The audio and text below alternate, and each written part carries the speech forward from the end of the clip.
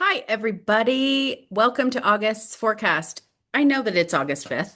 I am doing my best to keep up and to catch up. And with every member of my family in transition, my attention has needed to be on them. So if this is a little bit late or if this is a little bit not convenient for your timing, I am doing my best over here.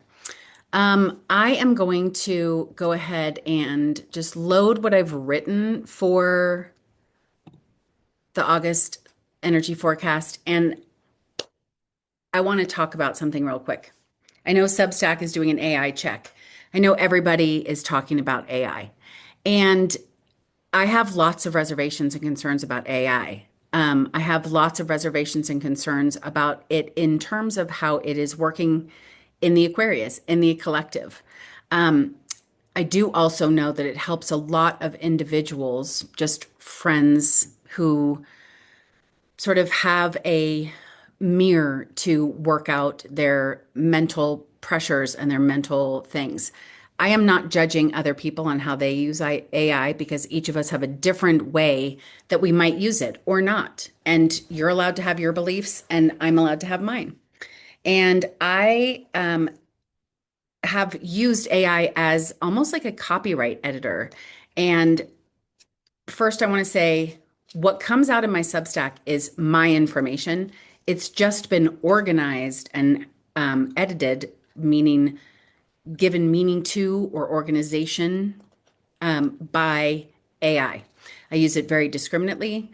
I dump all of my information that my brain has picked up over time into a Google Doc. And then I do my best to organize it and put it together and I filter it and then I put it into Claude like organize this in a way that somebody else can make sense of it. And I've considered hiring a real person to do this. A, it would take a gajillion years and my weekly month forecast would not come out on time. B, because I use human design, gene keys, shamanic practices, transpersonal information, the adult chair, and some life coaching information, and then all of my own intuitive gifts. I don't know how to pass that on to somebody else. They would have to have my brain. And that's really challenging. So, first off, I wanted to get that off my chest. I know that everything is a flashpoint right now, particularly around AI and AI data centers. And I am curious about whether these data centers that we're also concerned about they're all popping up everywhere in order to control the surveillance of so many of the ways that we are monitored as individuals and as citizens of this country versus the small way that I use it. And so I, as a Gemini rising, can see both sides. I can see both stories. And I fear that it is being used as another division tactic for the collective. So I am not open for a huge debate about this. I think each of us, there's kind of a wait and see attitude about it. Although getting active in your local community, as I am against AI data centers, if that's your jam, awesome. If not, maybe make some phone calls. If not, let's see what's going on and see how we can integrate our own values with um, the way we move forward. Okay. So the August forecast, I'm going to call this the first harvest. It's the first harvest of the work that we've done in this whole first half of the year. And we're coming up on eclipse season, and I know all of us are going to want to jump right to the eclipses, but there's so much important stuff that happens kind of this week as we move towards the eclipse season, which is kicked off by the full moon. So, one of the conversations that I'm having with clients, with family, with myself is um, what what do we do with fear? This is super vulnerable for me. What I just said is super vulnerable. Opening myself up to criticism is terrifying for me. And I'm doing it anyway because I'm allowed to be here and have a voice and live my fullest life. So this is the new illuminated path, if you will. But when fear creeps in, it's like a paralyzer, it's a stopper. So I want to talk about the way that fear narrows our vision. And it arrests us in the way that like our nervous systems scan all the time for danger, and that's informed by ego, and that's informed by past experience, right? So we're constantly scanning for what might be scary, and when we do see something that's scary, it stops us until that's all we can see. And the invitation of all of this astrology, in my personal opinion, is that each of us gets to do the work to let us know that we keep ourselves safe, so that we are in fact safe. And then we get to broaden our horizon. We get to open to possibility. It's possible that we don't have all the information about the AI dentist centers. It's possible that we don't have all of the information about the way individuals, you and me, using AI and that effect, we don't know all the truth about that. I'm going to be open and say my use of AI, as little and tiny as it is, could have massive consequences. And I'm very mindful and concerned about that. And until I see another path forward, I'm going to continue with discernment, with constantly filtering this through my intuitive knowing, if you will. I'm going to allow myself to continue to use it to clarify my thoughts and my ideas so that people like you can understand them, because there's so much junk up here. There's so much stuff going on. So back to fear. When fear enters the conversation, can we pause before allowing the fear to make a decision? When we feel fear and we feel a reaction, that's our nervous system going, oh my gosh, are we safe? It's asking a question. If your fear is coming in and saying, oh my gosh, we're not safe, that's a story. Our nervous systems are asking us, are we safe? And we get to say yes or no, because there's a possibility that we're not in a safe position. Our egos are there to keep us safe. And we're going to talk a lot about ego in this month. Fear is the ancient storyteller, and it rarely speaks only from the present moment. It borrows from old experiences, old conclusions, and identities we formed long before we had the ability to question them. It reaches into the past, finds the moment when we felt rejected, abandoned, embarrassed, unsafe, or somehow wrong, and uses those memories to explain what is happening today. And this is why I have come to hold the ego with a great deal of reverence. The ego has spent a lifetime trying to protect us. It remembers what earned approval, what prevented conflict, what has kept us connected to the people we depended on, and what allowed the world to feel predictable enough for us to move through it.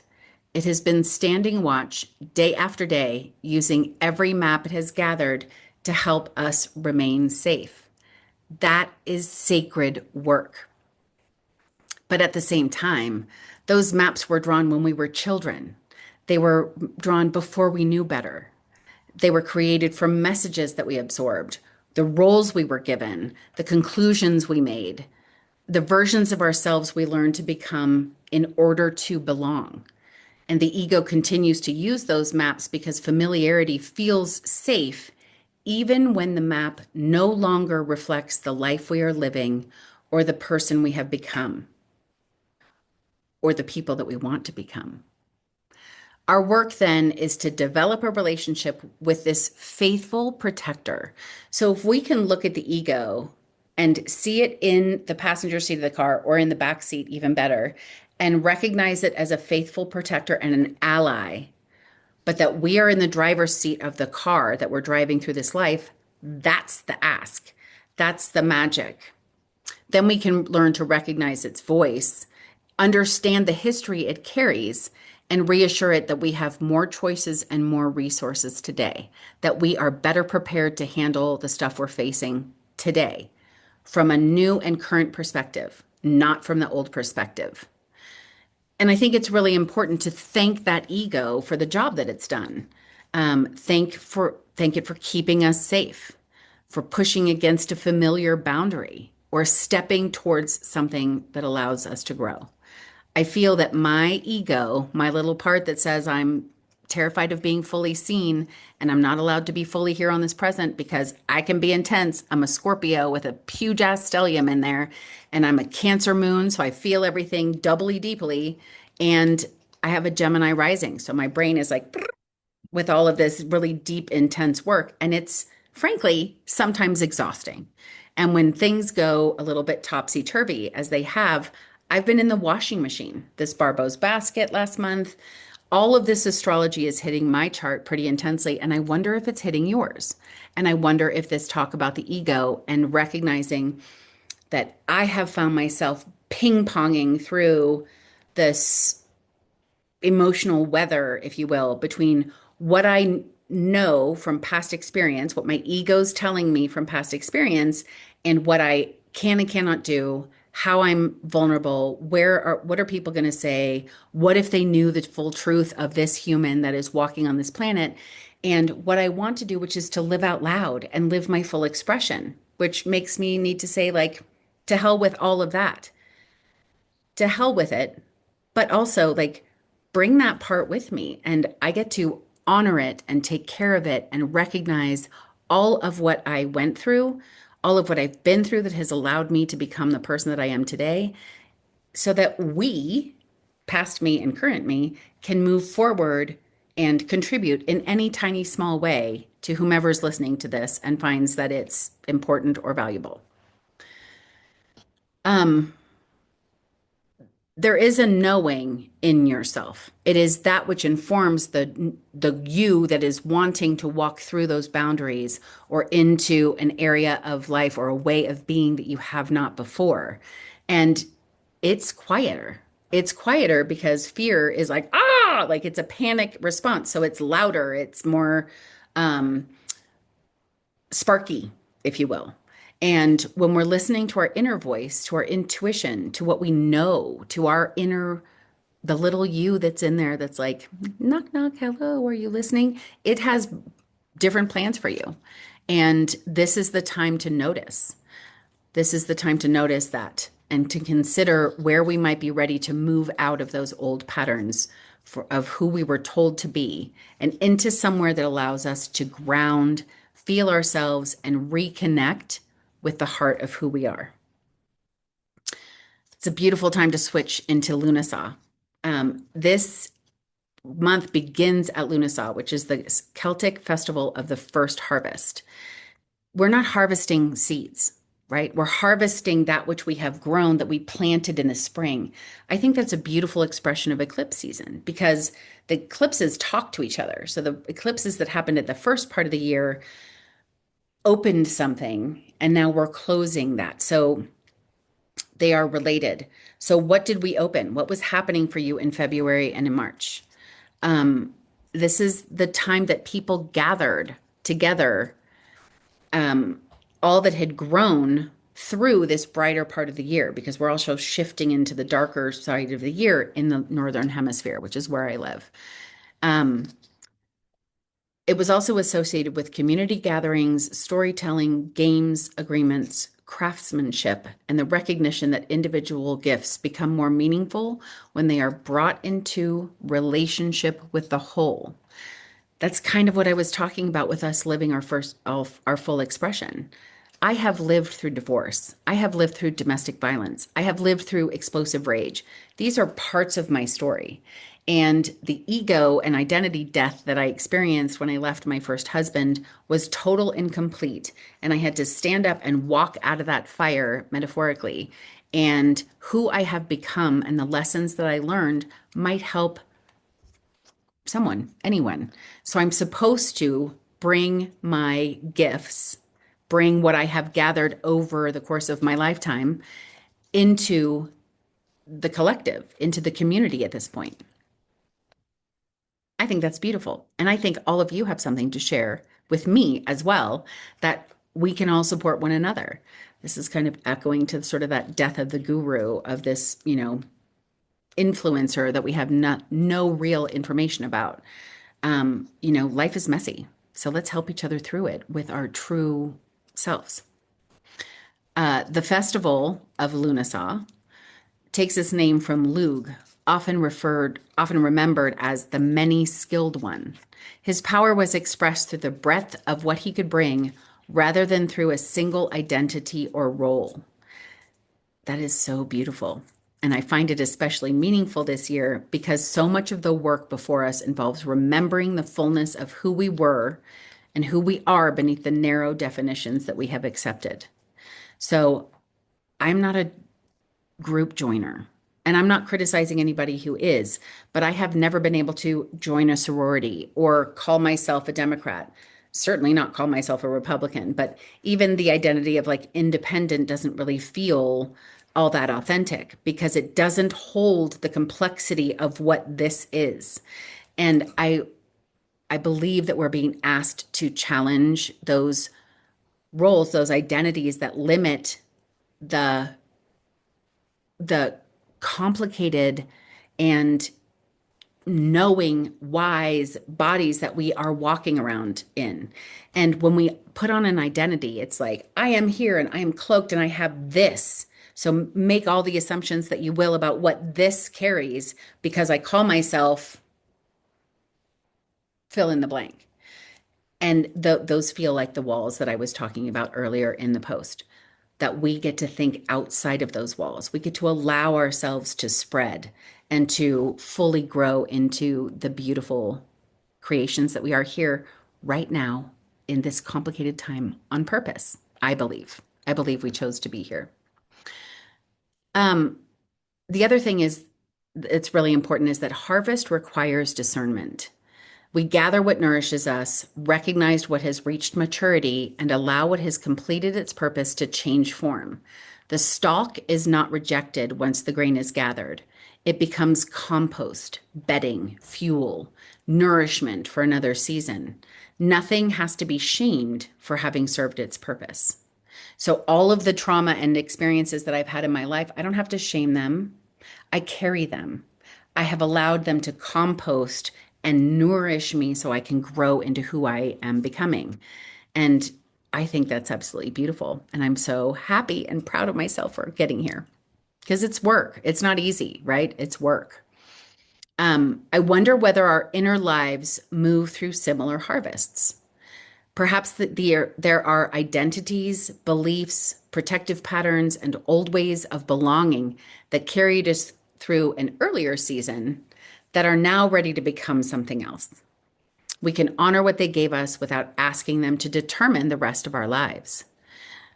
I think of the snake in this instance, of course, because it's become one of my favorite totems and will soon be my next tattoo, actually. The snake sheds its skin on the regular. It's a seasonal thing. It eats what it does, it nourishes the body, and then the outside layer has to shed. And it's not easy. The snake shedding its skin is not an easy transmission, it's not an easy process. And the hardest part is the end part. And if the snake stops shedding that skin, it will die. So it's a life or death situation. And some snakes do choose death because it's just so hard to shed some of that skin. And metaphorically speaking, this is not scientific, this is my metaphorical analysis. When we are shedding skin that is full of debris, of unprocessed emotions, of unrealized potential, of all of the things that are sticky and grippy and they catch on things, that is the hardest skin to process and to release. And so the ask is, are we courageous enough to sit and fully process that which has happened to us and that what we are being asked to process so that we can step into that, into this new era? This is an era shifting year. We're going to get to this time next year when the Barbo's basket comes back again in different relationship with different asteroids and whatnot. And we're going to be like, oh my God, that was 1 year. The transformation that is possible, should you choose to accept the mission, is unknown. It is unprecedented, one could say. So this is where the word deconditioning is so important. It appears in human design, in psychology, within religious communities, within families, within just where you live regionally. And right now, people are examining inherited beliefs and deciding what remains true for them. I think that's the purest, cleanest way of asking all of us to do this deep work for this time. What no longer remains true? Whatever language we use, the heart of the process is similar. We begin separating what belongs to us from what we absorbed before we had the capacity to choose. Also, we do not become who we are here to be by adding.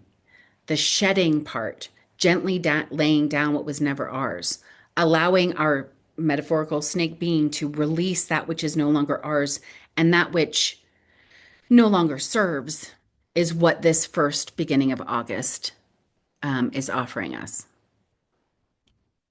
Just, a lighthearted thing to start the month. Um, Many of you know that I also anchor my thinking process, my cosmology, if you will, into the tarot. And most of August unfolds in traditionally understood tarot as it's laid down on the Fool's Journey, which follows the path of the year. We're inside strength, which is funny because it's also Leo season. And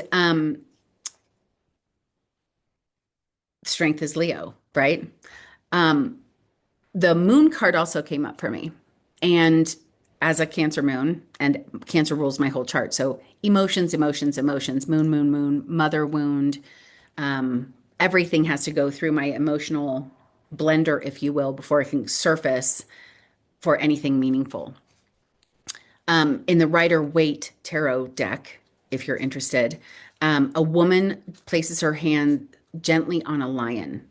She works through relationship rather than domination. They are equal. The lion's power remains intact while her presence creates enough steadiness for the two of them to meet each other differently and to be individual as they are in the present. I see the lion in this tarot deck as the instinctive part of us that reacts before our conscious mind has come up. So it carries fear, appetite, memory, preparation, protection, and enormous intelligence of the body, of all of these sort of unconscious systems that run our nervous systems. This strength card invites us to meet that wildness with enough tenderness and self awareness that it no longer has to roar to be heard. That's the process that allows us to release everything into the skin that we're trying to shed. I hope this makes sense. This is my brain kind of on just loose, and I'd love to hear what you think about it. This is nervous system work, and it is the practice of noticing when our bodies have interpreted vulnerability as danger and offering our bodies a new experience. Whenever I feel like I always put my hand on my heart and I check back in and let the energy sink back down to my stomach. And I realize and I reassure myself that I am safe. I am here now and I can take this step one step at a time and we are going to be fine. That is aligning your past self ego that's warning you of danger and you stepping into authority into that driver's seat and saying, it's okay, I see you. Let's do this together. I got you. I've got this. That's courage in my mind. It's courage to grow a relationship with your fear. It's easier to just let fear continue to run your life. Easier, but then you're still like, that there's something at the fair. It's like the yo-yo or something. You're in a swing and kind of the way it's flowing you is sort of the way you go. That's what it feels like to me when I'm letting my fear run my nervous system. When I am in the driver's seat, I'm literally in the driver's seat. The wheels are on the road and I have control of the direction that I'm going. I'm not being flung around. I am making choices because I've listened closely enough to understand what that fear is protecting. And then we can discern whether the danger belongs to this moment or an old story is informing action. And as we enter into this whole thing, we are being invited into turtle territory in my Sacred Wild Oracle deck.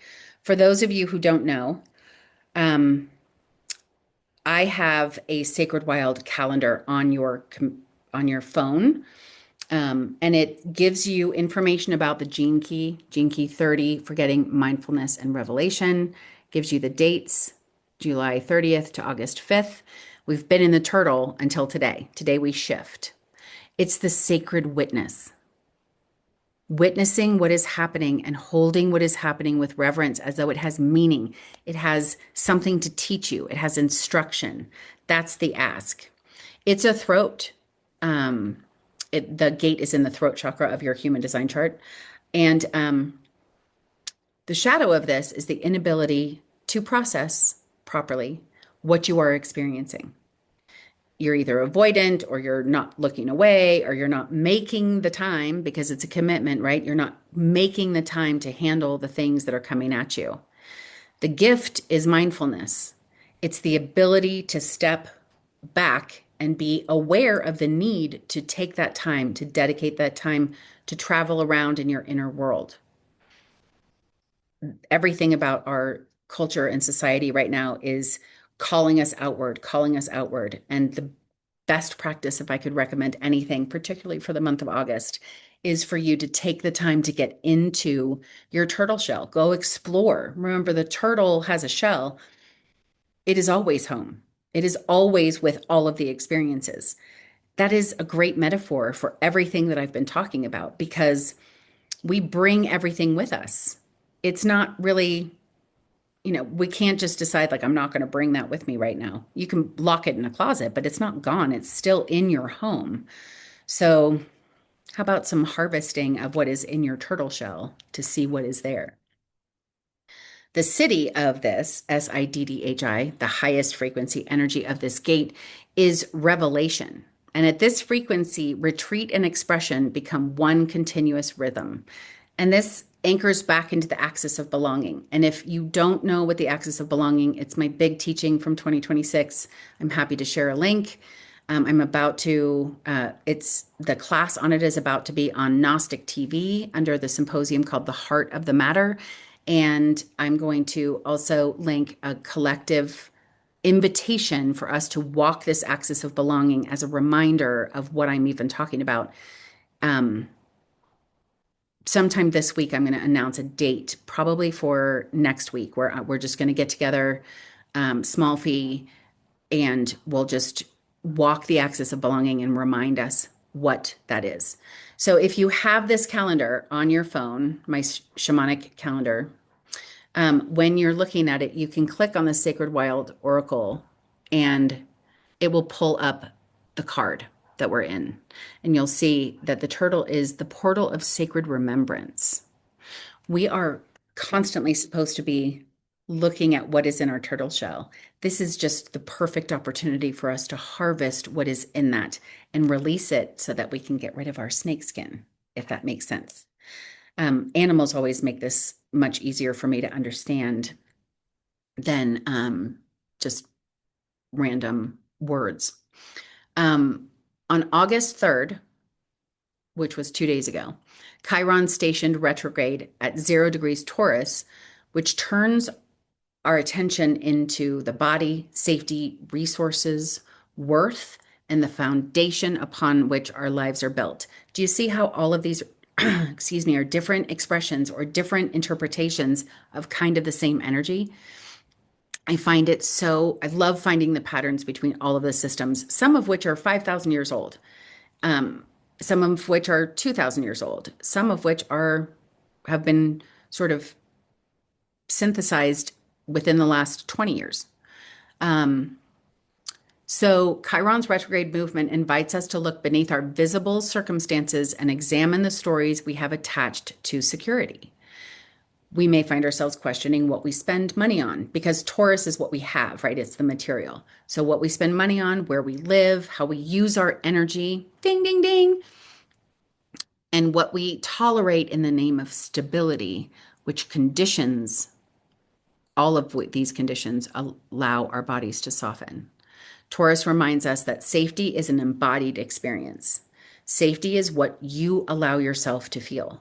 So when you feel unsafe, when that fear pops up, remember you get to welcome it into the back seat and create the alchemy of the energy within your car, but it does not drive. You know that it's driving when you're on the yo-yo thing at the fair and not actually feeling the steering wheel in your hands. And how you do that, how you shift from the yo-yo and get back in your driver's seat is to become really honest about what is going on and what fear is popping up, what story needs to be heard, what part of you is like, wait, this is happening, this is what it felt like last time, and then you get to talk to that part and be like, hey, step in with me, you're safe, I've got us, I've got this car, I know where we're going. um that might sound super woo, so if you have questions, post it in the comments. um so this is really true for me personally. And I believe it's true collectively because many of us have sensed that the systems around us are straining political institutions, economic structures, communities, and even our assumptions about security or who we are as a nation or what this nation was founded on. All of these no longer feel solid to me. And Chiron shines a light on those fractures rather than creating them. It shows us the place where the cracks have become impossible to ignore. So do we rush past that discomfort, any of this discomfort, or can we stay with it long enough to ask, what is this trying to teach me? What lesson is embedded in this? And that kind of shifts the language of healing, right? Healing can sound as though, like, I healed this. And so, poof, off it goes. And I will tell you from healing from a lot of my past and from my first marriage, those scars are absolutely here. I feel them every day. And sometimes they're more sensitive than others, even having done so much work on them. The goal is not to erase the wound and return the body to an earlier untouched state. Life doesn't unfold that way. What we experience changes us, and the change itself can be a part of our depth. It can become part of our compassion, our discernment, and our capacity to sit beside another person without trying to rush them through their own process. I am constantly being asked to do that within my own family. And I sometimes I can do it with ease, and sometimes it's absolutely exhausting. And that's okay. That just means I get to tend to myself more carefully. This is not like a one and done, or you make this transformation and then poof. When you have paint, if you don't like something, you could just paint it red. When you are working within your own systems, it just takes longer, but you are still that artist. You get to still paint those parts of you that are injured into the whole composition, which I think is so beautiful, which is why I love being at the canvas. Um, I also often refer to kintsugi, the Japanese art of repairing broken pottery with lacquer and gold. The history of the vessel remains visible. So, for those of you who don't know, like if a bowl falls and smashes, they don't throw away the pieces. They build back the bowl using the pieces with lacquer and gold and glue it back together. Um, and the fractures become part of its form.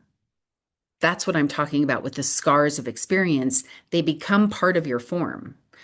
All of the parts of you deserve to be here. All of your scars deserve to have your awareness. You don't have to be like, look, I have a scar. You just get to be aware of the fact that that scar, that lesson taught you something and shifted the way you behaved in this world. So that's valuable. The world needs the beauty and depth of these lived in bowls, these lived in selves. It needs people who have learned how to bring their full humanity into the room. That's what we are all being asked. We're only at August 12th and it's 35 minutes in, so I'm going to try to quicken this up. The question for August 12th, and I'm going to go back and talk about Lionsgate in a minute, but for August 12th is, what is ending? What have I already outgrown? What part of you, what persona, what identity, what role, what definition of yourself are you ready to outgrow, that you're ready to set down? And this can sometimes require some hard conversations. But when we make this shift, it gives us an opportunity to remember with people, because rarely when we shift, it shifts everything. It's not just what's happening inside. Difficult conversations might need to be had, but we get to practice being a better listener. We get to practice being in repair.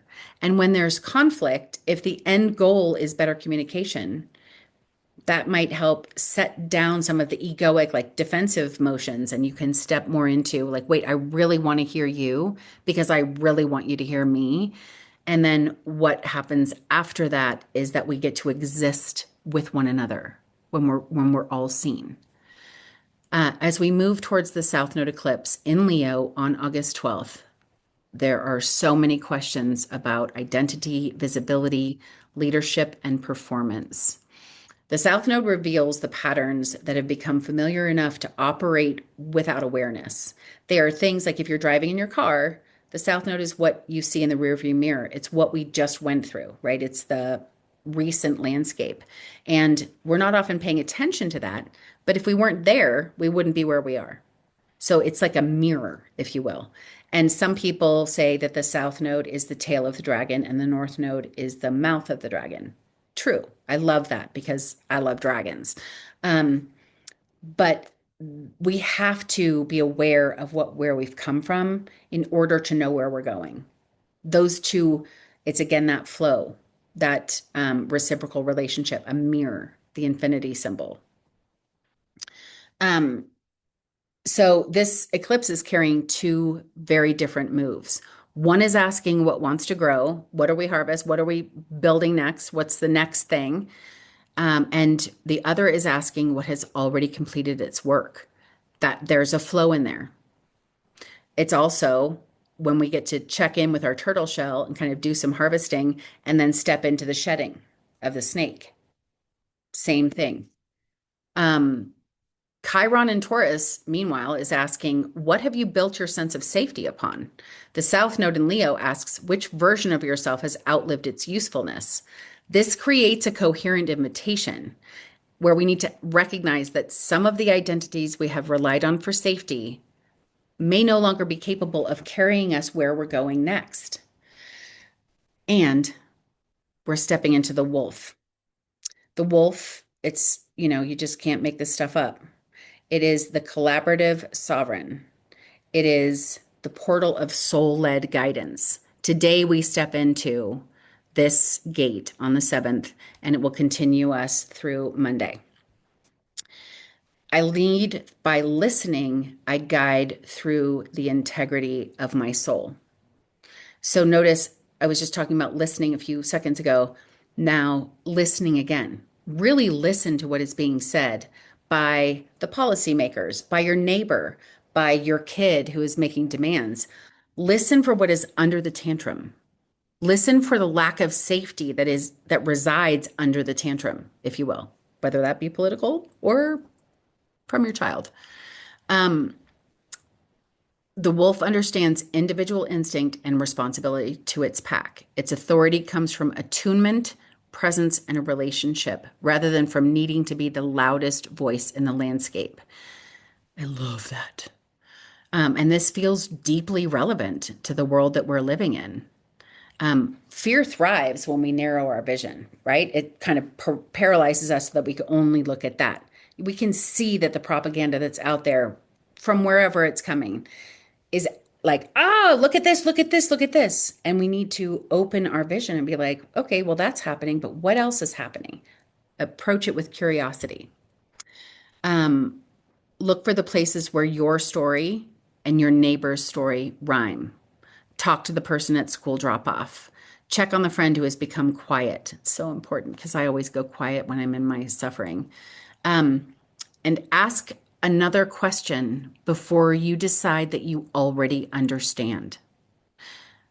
I, for one, often feel misunderstood. And people very recently have been interrupting me and cutting me off mid sentence and not listening for my full idea or message to be delivered. And that feels deeply violating. If that feels deeply violating to me, then I must treat other people with that same honor and want to let them fully realize and express their meaning. And some of us need to use a lot of words to get there. We are still capable of creating a society of cooperation together. Many people want us to forget that. But together in community, in the collective, noticing that we are all human beings trying to figure our way through this environment, walking on the same beautiful earth. And when we can do that and recognize that they're doing the best that they can, or you can give them the benefit of the doubt that they are, because some are not, obviously.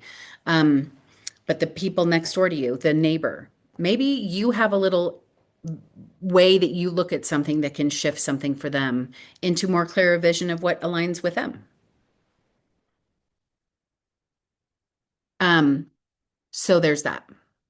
Lionsgate is really interesting. So Lionsgate is August 8th. It really is a numerology thing. 8/8, August 8th. This year happens to be a triple eight, August 8th, 2026. So you add the two and the two and the six, and that's um 10. Maybe it's just 2/6 that she was talking about. Anyway, um, usually I talk about the Lionsgate that you can do some deep excavation. This is what the flow of this date indicates. Um, the symbolism speaks clearly to the themes that I've been talking about within the month of August, the flow. So we are being asked to decide which self we are expanding, the one constructed through expectation, through that conditioning, or the one emerging from our deeper knowing. You will find your deeper knowing in the turtle. You'll find it in your supportive wolf like leadership, not being the loudest in the pack, but being attuned to the larger stories. Um, and then we move into the chameleon. The chameleon is a beautiful energy to switch into next week because um, the chameleon shifts and changes. We are allowed to change. We're allowed to morph. We can change our minds. When we know better, we do better. So I'm constantly on a path to learn and expand my understanding. And I hope you are too. Although I rarely express my desires for other people, but isn't that what we're here for? I mean, I think our society has called us that we are supposed to work and then we come home and we make dinner and we, go to the grocery store and pay bills and then we do it all again. Is not, that's not what this is all about, right? That's a something that we do, but it's not who we are. So all of this whole month calls us back into who we are. So the day before the eclipse on the 11th, we move into the chameleon. It knows how to respond to a changing environment while remaining fully itself, reminding us that adaptability and integrity can exist together. Certainty often feels safer, like certainty in this identity or in this belief, because the ego has a solid place to land when we are certain, particularly when we are certain and we're like standing on this rock and then we look across the horizon and some are beneath us, right? Then we get a sense of like, oh, yeah, this is right. That's kind of not the thing. Chameleon invites us to stay open long enough for a fuller picture to emerge. I don't believe we are getting the full picture right now. I believe we are about to be getting more and more. And the fuller picture will always be expanding, just like the galaxy. It will always be expanding. So there's no there, but I do believe that we are getting closer to understanding more and having the curtains pulled back this month.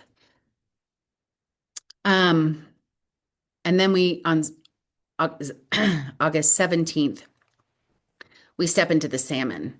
And the um, salmon is obviously a religious symbol, is the fish. The conversation often turns to devotion. It's related to those planets that, like Neptune, that are kind of within that devotion field. It travels against the current, guided by an inner orientation that science can describe in part, but which still feels the energy of mystery. So when we don't really know how salmon get right back to exactly the same place a year later to lay their eggs. That's what I'm talking about right there. We may lack the map that shows us every decision ahead, yet somehow we still can find our way to what defines home, where home is for us. We feel it in the work that makes us more alive, in the relationships where our bodies soften, in the art we cannot stop thinking about, and in the choices that make us feel more recognizable to ourselves. So, those are cues for how to know that you are in alignment with your inner voice, that you're in the driver's seat, that things are okay.